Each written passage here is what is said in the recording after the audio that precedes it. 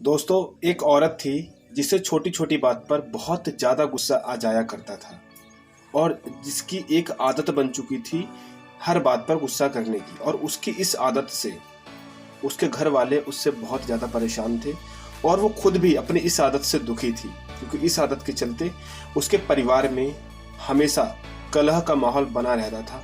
छोटी छोटी बातों पर विवाद हो जाता था, लड़ाई झगड़े हो जाते थे और वो खुद इस आदत से छुटकारा पाना चाहती थी। एक बार उसके दरवाजे पर एक साधु आए और जैसे ही वो साधु उसके दरवाजे पर आए, वो औरत उन साधु के पास गई और कहा कि महाराज, मेरी गुस्सा करने की आदत है जिसकी वजह से मैं बहुत ज़्यादा परेशान हूँ, बहुत ज़्यादा दुखी हूँ और मैं चाहती हूँ कि मैं इस आदत से छुटकारा पा जाऊँ।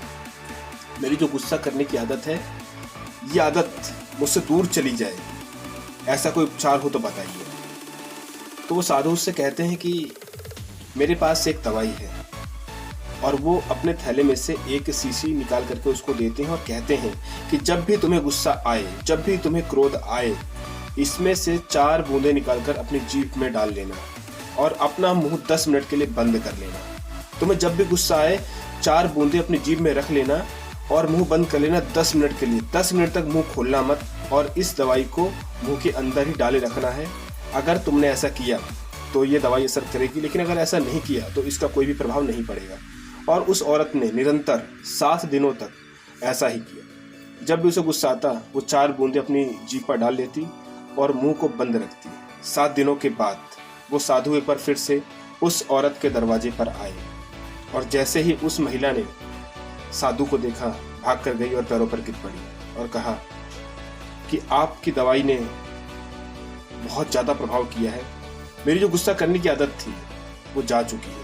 अब मुझे छोटी छोटी बातों पर गुस्सा नहीं आता है। साधु ने उससे कहा कि जो मैंने तुम्हें दिया था वो कोई दवाई नहीं थी, वो साधारण पानी था।